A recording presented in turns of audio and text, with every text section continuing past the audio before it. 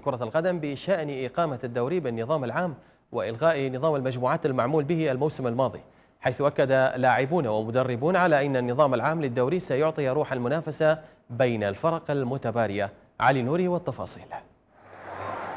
ردود وأفعال مؤيدة لقرار اتحاد الكرة بإقامة الدوري للموسم المقبل بنظام المرحلتين وبمشاركة 20 فريقا لاقى أصداء واسعة لدى الرياضيين والمتابعين للشأن الكروي في العراق. مؤكد الإخوان بالاتحاد يعني هم جزء من الوسط الرياضي، لذلك يبحثون عن الأفضل ومطالبة الجماهير ومطالبة المختصين بأن يكون الدوري دوري عام ودوري كباقي الدوريات بدول العالم المتقدمة. أعتقد النفس موجود، يعني النفس بأن يعمل الاتحاد بشكل طيب موجود، لكن المشاكل اللي صادف الاتحاد انسحابات وتهديدات والانسحاب أو مثلا فرق تحاول تأثر على الاتحاد من خلال بعض القرارات السلبية. الآن إذا كان الاتحاد ناوي على هذا الموضوع فالوقت مناسب ووقت التصريح مناسب جدا.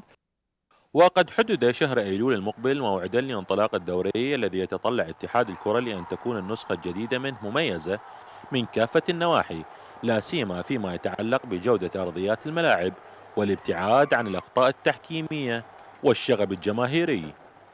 أعتقد أنه نظام الدوري لهذا الموسم المقبل الكل يعرف احنا المواسم السابقه عانينا كثير، يعني خاصه من كنا لاعبين انه كثر المباريات وطوله الدوري اضافه الى كثره الفرق الموجوده بالدوري. اعتقد هاي مصب في مصلحه الكره العراقيه، لكن بالموسم القادم حسب ما انه سمعنا انه الدوري راح يكون 20 فريق ويكون على مرحلتين مثل ما كان بالسابق.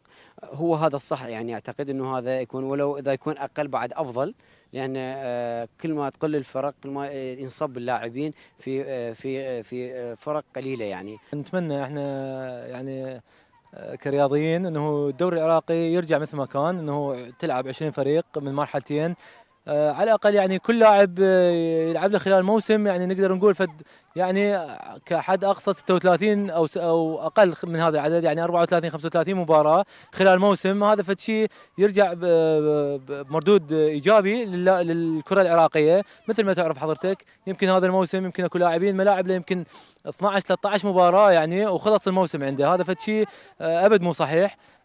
ورغم هذا التفاؤل المشوب بالحذر، تطفو على المشهد إمكانية تراجع اتحاد الكرة عن هذه الآلية بسبب الظروف التي تحدث في كل موسم والتي تتسبب بإجبار الاتحاد على إقامة الدوري من مرحلة واحدة لكي يتم الانتهاء منه بأسرع وقت ممكن.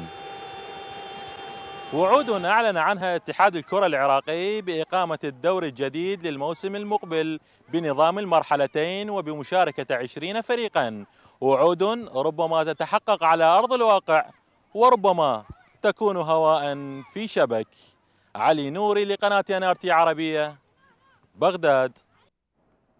أعلن فريق ريزا سبور التركي عن رفضه مشاركة اللاعبين علي حصني وضرغام إسماعيل مع المنتخب الأولمبي ضمن نهائيات أولمبياد ريو دي جانيرو، وطالب اللاعبين بالحضور لتمارين الفريق.